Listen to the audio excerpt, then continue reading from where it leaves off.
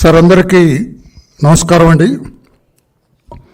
గౌరవ ముఖ్యమంత్రి గారు జగన్మోహన్ రెడ్డి గారు మన రాష్ట్ర ముఖ్యమంత్రి. ఆయన పెద్ద ఆర్టిస్ట్. ఆయన ఎలాగంటే నటించటంలో, హావభావాలు ప్రకటించటంలో ఆయన ఏ సీనియర్ నటుడు కూడా తీసిపోడు. ఆయన ఎందుకంటున్నానంటే ఆయన వెనుక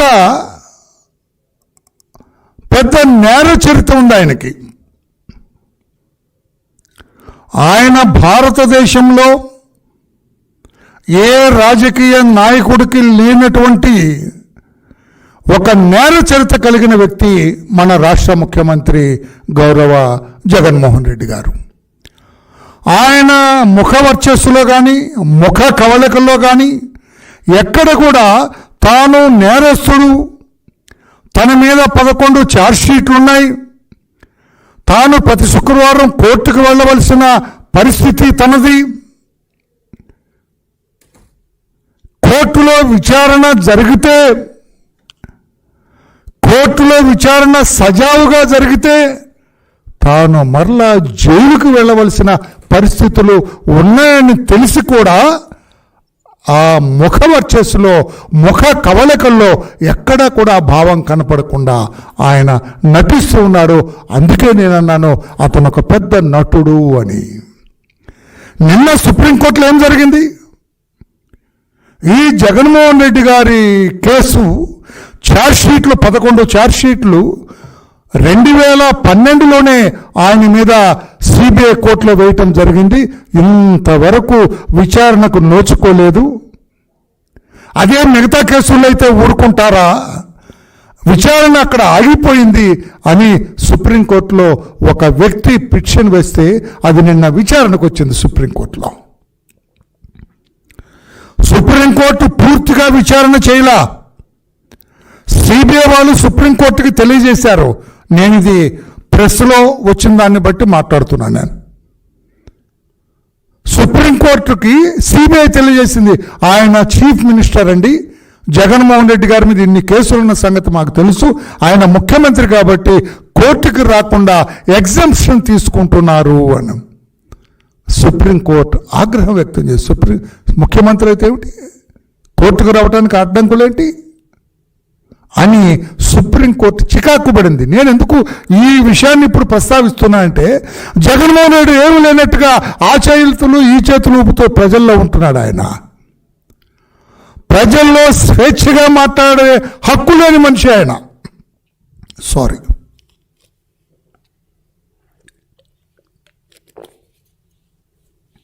ప్రజల్లో స్వేచ్ఛగా తిరిగే హక్కు లేని మనిషి. బెయిల్ మీద, కండిషన్ బెయిల్ మీద ఉన్న వ్యక్తి. రాష్ట్రపతిలో కూడా మనొకసారి గుర్తు చేద్దామని తెలియజేస్తున్నా. మన ముఖ్యమంత్రి మామూలు వాడు కాదు. జగన్మోహన్ రెడ్డి గారు మామూలు సీదా వ్యక్తి, సాధారణ వ్యక్తి కాదు, అసాధారణమైన వ్యక్తి ఆయన. అందుకే బెయిల్ మీద ఇంతకాలం ఉంటూ ఛార్జ్షీట్లు వేసి 12 సంవత్సరాలైనా కూడా ఇప్పటికి కూడా కోర్టుకి అటెండ్ అవ్వకుండా ఏదో ఒక మిషతోటి, ఏదో కారణం చూపించి కోర్టుకు అటెండ్ అవ్వకుండా ఎగ్గొడుతున్న వ్యక్తి, మన వాడుక భాషలో ఎగ్గొడుతున్న వ్యక్తి. ఈ విషయాన్ని సుప్రీంకోర్టు గమనించింది, సిబిఐని మందలించింది. 4 వారాల్లో దీని మీద పూర్తి వివరాలతోటి కౌంటర్ వేయమని కోరటం జరిగింది. ఈ సందర్భంగా నేను ప్రెస్ ముందుకు వచ్చా. అయ్యా జగన్మోహన్ రెడ్డి గారు, మీ మీద ఇది 11 ఛార్జ్షీట్ల వివరాలు, ఒక్కొక్క ఛార్జ్షీట్ ఒక్క మాటే తెలియజేస్తాను. నేను ఇంత నేర చరిత్ర మీ దగ్గర పెట్టుకొని, మనం అంటాం చూడు గురువింద గింజ, అంతా ఎరుపై ఉంటుంది గురువింద గింజ, కానీ దాని క్రింద ఉన్న నలుపు తెలియనట్లుగా ఈ రోజున జగన్మోహన్ రెడ్డి గారు ఏం చేస్తాండి, చంద్రబాబు గారి గురించి ఏం మాట్లాడతారు, ఎవరెవరి గురించి ఏం మాట్లాడతాడో వాళ్ళందరూ కూడా పనికిరాని వాళ్ళు తానొక్కడే ఏదో దేవుడి బిడ్డలాగా లేకపోతే పవిత్రుల్లాగా ఏ మకిలి అంటని వాళ్ళలాగా ఆయన మాట్లాడుతూ ఉంటారు. అందుకే ఆయన్ని పెద్ద నటుడు అన్నాను నేను. ఇన్ని ఛార్జ్షీట్లు 2004లో వాళ్ళ నాన్నగారు ముఖ్యమంత్రి కాకముందు ఏమీ లేని వ్యక్తి ఈ రోజున భారతదేశంలోనే అత్యంత ధనవంతుడైన ముఖ్యమంత్రిగా ఎలా రూపాంతరం చెందారండి? రాష్ట్ర ప్రజలు తెలుసుకోవాలని చెప్పి నేను ఈ సందర్భాన్ని ఉపయోగించుకొని చెబుతున్నాను. నేను భారతదేశంలో గతంలో కానీ ఇప్పటి వరకు వర్తమానంలో కానీ ఇంతటి ఆర్థిక నేరస్తుడు లేడని చెప్పి కూడా ఆర్థిక శాస్త్రవేత్తలు ఘోషిస్తూ ఉన్నారు, చట్టాలు చెబుతూ ఉన్నాయి. అటువంటి వ్యక్తి ఏమీ లేనట్టుగా తాను మామూలు మనిషి అన్నట్టుగా, మనం నిద్రలేసి బయటకు వచ్చినట్టుగా వచ్చేస్తున్నాడండి ఆయన. తాను బెయిల్ మీద ఉన్నట్లుగా ఎప్పుడైనా చెబుతాడండి? తాను ముఖ్యమంత్రిని అంటాడు. ముఖ్యమంత్రి అయితే ఏమంటామండి కోర్టుకు వెళ్ళటానికి? ఏదో 50 లక్షలు 23 లక్షలు ఖర్చు అవుతుందంట. ఖర్చు అయితే అదే మిగతా వాళ్ళకి చెబుతారా? మిగతా నేరస్తులకి ముద్దాయిలకి ఉందా వెసులుబాటు? మీకెందుకు వెసులుబాటు కల్పిస్తున్నారని నేను అడుగుతున్నా. చట్టంలో మీకు వెసులుబాటు కల్పించాలని లేదే? ముఖ్యమంత్రి చట్టానికి అతీతుడు కాదే? ఈ రోజున ఆ కేజ్రీవాల్ గారు ఎక్కడున్నారు? Where is he now? ముఖ్యమంత్రి కదా ఆయన. ఎక్కడున్నారు ఈయన? జ్యుడిషియల్ కస్టడీలో ఉన్నారు. ఆయన ముఖ్యమంత్రి, మీరు ముఖ్యమంత్రి కదా. ఎందుకు మీరు కోర్టుకు అటెండ్ అవ్వట్లేదు? నేను అడుగుతాను. ఈ రోజున ఈ రాష్ట్రంలో పౌరుడుగా మీరు కోర్టుకు వెళ్ళి మీ నిజాయితీని నిరూపించుకోవాలి కదా. 11 ఛార్జ్షీట్లు సిబిఐ వేస్తే అవన్నీ తప్పో రైటో తేలాలి కదా. ముఖ్యమంత్రి పదవి అడ్డు పెట్టుకొని కోర్టులకు అటెండ్ అవ్వకుండా చూడటం, ఇది వ్యవస్థల్ని మేనేజ్ చేయటం కాదా? వ్యవస్థలతో ఆడుకోవటం కాదా? మీ ముఖ్యమంత్రితో అడ్డు పెట్టుకొని, మీకున్న అవినీతి సొమ్మును అడ్డు పెట్టుకొని వ్యవస్థలతో ఆడుతున్నది కాదా? వ్యవస్థలతో మీరు గేమ్స్ ఆడుతున్నది కాదా అని చెప్పి కూడా నేను తెలియజేస్తూ ఉన్నా. పవిత్రులాగా మాట్లాడుతున్నాను. నాకు ఆశ్చర్యం వేస్తుంటుంది ఒక్కోసారి ఆయన మాట్లాడుతుంటే. వాళ్ళందరూ దొంగలని మాట. అసలు దొంగ ఈయనే. వాళ్ళందరూ అవినీతి పరులు అంటారు. అసలు అవినీతి పరుడు ఈయనే. వాళ్ళందరూ సంఘ విద్రోహ శక్తులు అంటాడు. అసలు సంఘ విద్రోహ శక్తి ఈయనే. అందుకని ఈ 11 ఛార్జ్షీట్లు కూడా రాష్ట్ర ప్రజలకు ఒక్కసారి వివరంగా తెలియజేయలేదు. ఒక్క 2 మినిట్స్లో నేను చెబుతాను. ఛార్జ్షీట్ నెంబర్ 1 31/3/2012లో వేశారు సిబిఐ. ఇది జడ్చర్లలో, మహబూబ్నగర్ జిల్లాలో వాళ్ళ నాన్నగారు ముఖ్యమంత్రిగా ఉన్నప్పుడు 250 ఎకరాలు హటిరో, అరబిందో కంపెనీలకి ఎకరం 7 లక్షల రూపాయలకి ఇచ్చారు. దానికి ప్రతిగా వాళ్ళు 29,50,00,000 29,50,00,000 ఈయన కంపెనీలో పెట్టుబడులు పెట్టారు. అది మొదటి ఛార్జ్షీటు, మొదటి నేరం. వాళ్ళ నాన్న ముఖ్యమంత్రిత్వాన్ని అడ్డు పెట్టుకొని క్విడ్ ప్రోకో ఇది.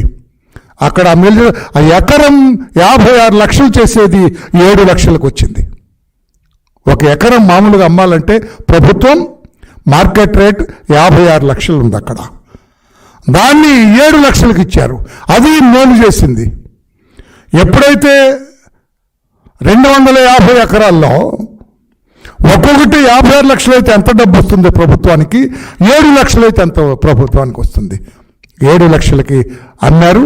అందుకనే 29,50,00,000 వీళ్ళ కంపెనీలో వచ్చింది. రెండవ ఛార్జ్షీట్ ఎక్కువ టైం తీసుకొని నేను పోలేపల్లి సెజలో భూములను అరబిందో ఎటో సంస్థలకు కేటాయించినందుకు వీళ్ళ కంపెనీలో మరలా పెట్టుబడులు పెట్టారు. That is quid pro quo. అది ఆయన చేసిన నేరం. మూడవ ఛార్జ్షీట్ విశాఖపట్నంలో అక్రమంగా రామ్కీకి భూములు కేటాయింపు. గ్రీన్ బెల్ట్ వ్యవహారంలో రామ్కీ ఫార్మాసిటీకి 133,74,00,000 మేర లబ్ధి చేకూర్చటం. ప్రతిగా ఆ రామ్కీ కంపెనీ 10 కోట్లు ఈయన కంపెనీలో పెట్టుబడులు పెట్టారు. ఇది క్విడ్ ప్రోకో. వాళ్ళ నాన్నగారు వాళ్ళకి మేలు చేస్తారు, వాళ్ళు తిరుగుటప్పాలో వచ్చి జగన్మోహన్ రెడ్డి గారి కంపెనీలో పెట్టుబడులు పెడతారు. ఇది జగన్మోహన్ రెడ్డి గారి నేరం. ఆయన అధికార దుర్వినియోగం, ఈయన చేసిన నేరం. 4వ ఛార్జ్షీట్ వాన్పిక్ 4,000 ఎకరాలు కేటాయించారు. 4,000 ఎకరాల కేటాయింపుకు అనుమతి ఇవ్వగా 28,000 ఎకరాలు కేటాయించారు. దీనికి ప్రతిఫలంగా 854 కోట్లు నిమ్మగడ్డ ప్రసాద్ జగన్ గారికి చెందిన సంస్థల్లో పెట్టుబడి పెట్టారు. 28,000 ఎకరాలు ఇచ్చారు. 28,000 ఎకరాలు. మంత్రివర్గమే 4,000 ఎకరాలంటే 28 ఎకరాలు ఇవ్వటం జరిగింది. 28,000 ఎకరాలు. ఆయనకు 854 కోట్లు ప్రతిగా లభించింది. ఇది నేరం. వాళ్ళ నాన్నగారు అధికారికంగా వాళ్ళకు మేలు చేస్తారు, యాంటీ అడ్వాంటేజ్ చూపిస్తారు. జగన్మోహన్ రెడ్డి గారు 854 కోట్లు. ఎవరైనా, నేను అడుగుతున్నా ఈ రోజున, భారతదేశంలో కాదు ప్రపంచ దేశాల్లో ఎక్కడైనా కూడా ఒక ఒక ప్రెస్ ఉంటారు, పత్రికను స్థాపించడం కోసం, సాక్షి పత్రిక నడవటం కోసం 854 కోట్ల రూపాయలు ఒక ఇండివిజువల్ పెట్టుబడి పెట్టడం భారతదేశంలో ఏ పత్రిక కూడా లేదు. ఈ ఒక్క పత్రిక ఎందుకు సాధ్యమైందంటే వాళ్ళ నాన్నగారు రాజశేఖర్ రెడ్డి గారు ఆయనకి 28,000 ఎకరాలు పనంగా ఆయనకి ఇవ్వటం, అందులో నుంచి 854 కోట్లు ఈయన కంపెనీలో పెట్టడం. అది ఆయన చేసిన నేరం. 5వ ఛార్జ్షీట్ చూసినట్లయితే కడప జిల్లా మైలవరం నవాబుపేట తలమంచిలో 1,005 ఎకరాల సున్నప్రాయ నిక్షేపాలు అక్రమంగా దాల్మియా సిమెంట్కు బదలాయింపు. అందుకు ప్రతిగా 10 రూపాయల షేర్ను 1,440కు దాల్మియాకు విక్రయించారు. 95 కోట్లు వీళ్ళకి పెట్టుబడిగా వచ్చింది, వీళ్ళ కంపెనీకి. ఇది నేరం కాదండి? జగన్మోహన్ రెడ్డి గారు మీరు పవిత్రులా? అంత దుర్మార్గులే, నేను ఒక్కడిని మంచివాడిని అన్నట్లుగా మీరు మాట్లాడుతుంటారు. రాష్ట్ర ప్రజలు కూడా అర్థం చేసుకోవాలా మన గౌరవ ముఖ్యమంత్రి ఎంత అవినీతి చరిత్ర ఉందో, ఎంత నేర చరిత్ర ఉందో అర్థం చేసుకోవాలని చెప్పి ఈ ఛార్జ్షీట్లు మీ ముందుకు నేను తీసుకొచ్చాను. 6వ ఛార్జ్షీట్ చూద్దాం. రంగారెడ్డి జిల్లా కాగ్నా నది నుంచి ఇండియా సిమెంట్స్కు అక్రమంగా 10 లక్షల గ్యాలన్ల నీటిని నిబంధనలు ఉల్లంఘించటం, శాంక్షన్ చేయటం, కేటాయించటం. వాళ్ళ నాన్నగారు కేటాయిస్తారు ముఖ్యమంత్రిగా. వీళ్ళు దాల్మియా సిమెంట్ జగన్మోహన్ రెడ్డి గారి కంపెనీలో పెట్టుబడి పెడతారు. ఇది జగన్మోహన్ రెడ్డి గారి నేర చరిత్ర. Quid pro quo. 7వ ఛార్జ్షీట్ కడప జిల్లా కమలాపురం, ఎర్రగుంట మండలాల్లో 2,037 ఎకరాల సున్నప్రాయి అక్రమంగా భారతీయ సిమెంట్స్కు కేటాయింపు. సొంత ప్రయోజనం, సొంత కంపెనీకి 2,037 ఎకరాలు సున్నప్రాయి భారతీయ సిమెంట్కి కేటాయించడం, అది నేరంగా పరిగణించి సిబిఐ 7వ ఛార్జ్షీట్ వేసింది. 8వ ఛార్జ్షీట్ అనంతపురం జిల్లా యాడికి, తాడిపత్రి మండలాల్లో 230 ఎకరాల ప్రభుత్వ భూములు అక్రమంగా పెన్నా గ్రూప్కు బంజారాహిల్స్లో పైనీర్ హోటల్స్ నిర్మాణానికి నిబంధనలు ఉల్లంఘించి శాంక్షన్ చేయటం, కర్నూలులో 821 ఎకరాల మైనింగ్ లీజుకు అనుమతులు ఇవ్వటం. ఇది ఈ 8వ ఛార్జ్షీట్లో జగన్మోహన్ రెడ్డి గారి మీద. దీనికి ప్రతిపై ఆయన కంపెనీలో వాళ్ళు పెట్టుబడులు పెడతారు. This is called quid pro quo. ఒక నేరం జగన్మోహన్ రెడ్డి గారి మీద మోపబడింది. ఇవన్నీ సాక్ష్యాలు ఉన్నాయి. ఇందులో చాలామంది ముద్దాయిలు ఉన్నారు. నంబర్ ఆఫ్ సెక్షన్ల మీద ఛార్జ్షీట్లు. 9వ ఛార్జ్షీట్ మీ దృష్టికి తీసుకొస్తాం. శంషాబాద్లో 250 ఎకరాలు అక్రమంగా హిందూ టెక్ జోన్కు కేటాయింపు. జగన్ కంపెనీలకి 15 కోట్ల పెట్టుబడి. దిస్ ఇస్ క్విట్ ప్రోకో 9వ ఛార్జ్షీట్లో. మీకు 10వ ఛార్జ్షీట్ అండి. లేపాక్షి అనంతపురం జిల్లాలో 8,844 ఎకరాల భూమి లేపాక్షి నాలెడ్జ్ హబ్కు అక్రమంగా కేటాయించడం జరిగింది. ఈ భూమికి బ్యాంకులు తాకట్టు పెట్టుకున్నారు వాళ్ళు. 790 కోట్లు హిందూ సంస్థ పొందింది. దానికి ప్రతిగా 50 కోట్ల రూపాయలు జగన్ గారి కంపెనీలో పెట్టుబడులు పెట్టారు. ఇది క్విట్ ప్రోకో. వాళ్ళ నాన్న వాళ్ళకి మేలు చేస్తారు, మేలు పొందిన వాళ్ళు జగన్ గారి కంపెనీలో పెట్టుబడులు పెడతారు. 50 కోట్ల రూపాయలు పెట్టుబడి పెట్టినారు. చివరి ఛార్జ్షీట్ 11వ ఛార్జ్షీట్ హిందూ గ్రూప్కు హౌసింగ్ స్కీములు కేటాయించి జగన్ కంపెనీలోకి పెట్టుబడులు తీసుకున్నారు. 70 కోట్ల పెట్టుబడులు పెట్టారు హిందూ హౌసింగ్ గ్రూప్ వాళ్ళు. నేను అడుగుతున్నా, ఈ 11 ఛార్జ్షీట్లు మీ మీద లేవా జగన్మోహన్ రెడ్డి గారు? ఏ రకంగా రాష్ట్ర ప్రజలకు ఉపయోగపడే ఈ ధనాన్ని మీరు ఇండివిజువల్గా కొట్టేయలేదా? మీ నాన్నగారి ముఖ్యమంత్రితో అడ్డు పెట్టుకొని. అదే కాకుండా ఈడీ ఛార్జ్షీట్లు, ఈడీ 5 ఛార్జ్షీట్లు వేసింది. ఆ ఛార్జ్షీట్ల వివరాలు కూడా ఉన్నాయి. నేను అడుగుతున్నా, ఎందుకంత సవివరంగా మీకు తెలియజేస్తున్నా అంటే, జగన్మోహన్ రెడ్డి గారు సామాన్యుడు కాదు, ఈయన ఒక అసామాన్యుడు. బెయిల్ మీద 10 సంవత్సరాలుగా బెయిల్ మీద ఉన్నాడు. 2012 నుంచి ఈయన బెయిల్ మీద ఉన్నాడు. ఇంతకాలం బెయిల్ మీద ఉన్న రాజకీయ నాయకుడు ఎవరు లేరు. కండిషన్ బెయిల్ మీద ఉన్నాడు ఆయన. 10 సంవత్సరాల క్రితం ఛార్జ్షీట్లు వేస్తే ఆ ఛార్జ్షీట్లు విచారణకు రాకుండా అడుగడుగున అడ్డుపడి వ్యవస్థల్ని మేనేజ్ చేస్తున్న ఘనపాటి ఈ ముఖ్యమంత్రి జగన్మోహన్ రెడ్డి గారు. ఏమన్నా కేజ్రీవాల్ గారు ముఖ్యమంత్రి గారిని జైల్లో లేడా? నేనంటున్నాను, ఈరోజు నా చట్టం కాస్త కూస్తా తెలిసిన వాడిగా. విచారణ పూర్తయితే ఈ పాటికే జైల్లో ఉండేవాడు ఆయన. జగన్మోహన్ రెడ్డి గారి మీద ఈ కేసులు కొట్టివేయతగ్గ కేసులు కాదు. అన్ని కేసుల్లో కూడా సంపూర్ణమైన సఫిషియంట్ ఎవిడెన్స్, సాక్ష్యాలు ఉన్నాయి. విచారణ సక్రమంగా జరిగితే తప్పకుండా జైలు పాలవుతారు మన గౌరవ ముఖ్యమంత్రి గారు అని తెలియజేస్తున్నా. అందుకే కోర్టుకు వెళ్లకుండా ఆటంకాలు సృష్టిస్తున్నారు. ఏ ముఖ్యమంత్రిని తీసుకెళ్ళి లోపల పడేలా కేజ్రీవాల్ని? అంతకుముందు శిబు సోరెన్ని ముఖ్యమంత్రిగా తీసుకెళ్ళి లోపల పడేలా? ఏం మన ముఖ్యమంత్రికి ఏమన్నా కాన్స్టిట్యూషనల్ రెమెడీ ఏమైనా ఉందా? ప్రొటెక్షన్ ఏమైనా ఉందా? మేనేజ్మెంట్ సిద్ధహస్తుడు అందులో. అందుకే అసామాన్యుడు అన్నాను నేను. ఏమన్నారు ఆ రోజున? మీకు 2 మాటలు చెప్పి ముగిస్తా.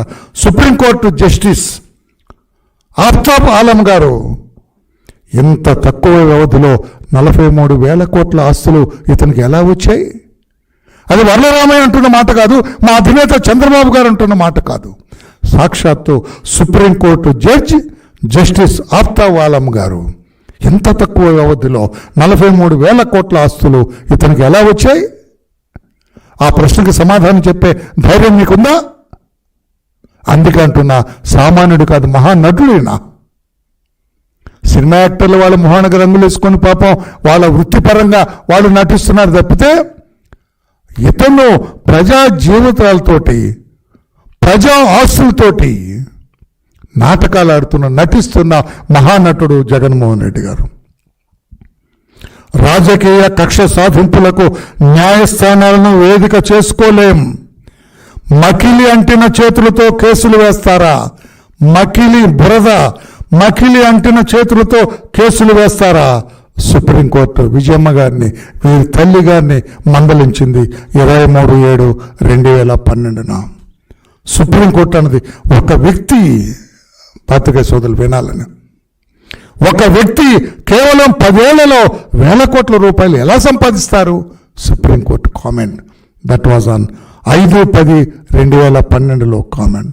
సుప్రీంకోర్టు 9/5/2013 ఆర్థిక నేరాలను తీవ్రంగా పరిగణించాలి. ఆర్థిక నేరాల వెనక లోతైన కుట్ర మూలాలు ఉంటాయి. ఈ కుట్రలతో ప్రజాధనానికి భారీ నష్టం వాటిల్లే అవకాశం ఉంటుంది. అందుకే ఆ నేరాలను తీవ్రంగా పరిగణించాలి. సుప్రీంకోర్టు కామెంట్ ఇది. ఇవన్నీ మీరు చేశారు జగన్మోహన్ రెడ్డి గారు. ఇంత తీవ్రమైన నేరాలు చేసి ఏమి ఎరగని నంగనాచి అంటాం మన వాడుక భాషలో, నంగనాచిలాగా ఎలా ఉండగలుగుతున్నారు జగన్మోహన్ రెడ్డి గారు అని నేను అడుగుతున్నాను. ప్రతిష్టాత్మక ఆంధ్రప్రదేశ్ హైకోర్టుపై బురద జల్లే ప్రయత్నం చేయవద్దు. పిటిషన్ ఉపసంహరించుకుంటారా, ఉత్తర్వులు ఇమ్మంటారా, న్యాయ వ్యవస్థ విశ్వసనీయతనే ప్రశ్నిస్తారా అని హైకోర్టు 15/1/2012 వైఎస్ విజయమ్మ గారు దాఖలు చేసిన పిటిషన్ను కొట్టేస్తూ కామెంట్ చేశారు. ఈ రకంగా ఎన్నో కామెంట్స్, ఇవన్నీ వివరాల్లోకి వెళ్తారు, ఎన్నో కామెంట్ చేస్తున్నారు. అందుకని నిన్న సుప్రీంకోర్టు ఆగ్రహాన్ని వ్యక్తం చేసిన నేపథ్యంలో జగన్మోహన్ రెడ్డి గారు, మీరు రేపటి నుంచైనా కోర్టుకు అటెండ్ అవ్వండి. మీరు ముఖ్యమంత్రి అయితే ఏమి నష్టం లేదు. రేపు శుక్రవారం కోర్టుకు వెళ్ళండి. రైట్, ఈరోజు ఏ వారమ్మా? మంగళవారం. రేపు శుక్రవారం కోర్టుకు వెళ్ళండి. మీ ముఖ్యమంత్రిత్వానికి, రాష్ట్ర ప్రజలకి, రాష్ట్ర ధనానికి ఏమి ఇబ్బంది లేదు. మీకు అసలు థ్రెట్టే లేదు నన్ను అడిగితే. నేను మాజీ పోలీస్ ఆఫీసర్గా తెలియజేస్తున్నా. మీకు ఏ వర్గం నుంచి థ్రెట్ ఉందండి? ఎక్స్ట్రీమిస్ట్ నుంచి ఏమైనా థ్రెట్ ఉందా అంటే నక్సల్ నుంచి లేదే. టెర్రరిస్ట్ నుంచి ఏమైనా థ్రెట్ ఉందా లేదే. ఏమైనా ఫ్యాక్షనిస్ట్ నుంచి థ్రెట్ ఉందా లేదే. మీరు పదండి, ఎవరు అడ్డుకుంటారు నేను చూస్తాను. నేను మిమ్మల్ని మామూలుగా రండి, మీరు మీ పిఏ ఈ ఒకళ్ళిద్దరు అధికారులు రండి కోర్టుకి, మిమ్మల్ని ఎవరు అడ్డుకుంటారు నేను చూస్తాను. ఈ మిషతోటి విచారణ జరగకుండా మీరు అడ్డుకుంటున్నారు. విచారణ జరిగితే మీకు శిక్ష పడుతుందని తెలుసు, మీరు శాశ్వతంగా జైలు పాలవుతారని తెలిసే విచారణకు రాకుండా అడ్డుపడుతున్నారు. కానీ కృతజ్ఞతలు తెలియజేస్తున్నాను నేను ఆనరబుల్ సుప్రీంకోర్టుకి. ముఖ్యమంత్రి అయితే ఏమి రెమెడీ ఉన్నది, దానికేం ప్రొటెక్షన్ ఉందని అడిగినందుకే నేను సుప్రీంకోర్టు కృతజ్ఞతలు తెలియజేస్తూ ఆ పిటిషన్ను కూడా త్వరగా చేసి రాష్ట్ర ప్రజలు మేమందరం కూడా వీఆర్ వెరీ ఈగర్, మేము చాలా ఆతృతతో ఉన్నాం. ముఖ్యమంత్రి గారి 11 కేసుల విచారణ పూర్తి అవ్వాలి, ఆ పర్యవసాన్ని చూడాలన్న ఆతృతతో ఉన్నాం కనుక తొందరగా పూర్తి చేసే అవకాశాన్ని కల్పించమని చెప్పి కూడా సుప్రీంకోర్టుని, ఎందుకంటే మామూలు ముద్దాయికి ఈ అవకాశం లేదు సార్, ముఖ్యమంత్రిగా ఇవ్వటానికి వీల్లేదు సార్. ముఖ్యమంత్రికి ఏ కోశాన ఇటువంటి ప్రొటెక్షన్ ఇవ్వడానికి వీల్లేదు సార్. ఇది న్యాయ వ్యవస్థనే ప్రశ్నించే సమయం సార్ ఇది. అందుకని ముఖ్యమంత్రి గారు కోర్టుకు అటెండ్ అయ్యేటట్లుగా విచారణ త్వరగా పూర్తి అయ్యేటట్లుగా కూడా ఆదేశాలు అని చెప్పి కూడా కోరుతున్నాం. Thank you. రాష్ట్ర ప్రజలు కూడా అర్థం చేసుకోవాలా, మన గౌరవ ముఖ్యమంత్రి గారు మాట్లాడేటప్పుడు ఎంత నంగనాచిలాగా మాట్లాడతారో, ఏమి తప్పు చేయని లాగా అమాయకుల్లాగా మాట్లాడతారో. ఆయన అమాయకుడు కాదు, ఆయన వెనక ఎంతటి క్రిమినల్ చరిత్ర ఉన్నదని చెప్పాలన్నది నా ఉద్దేశం. Thank you everybody.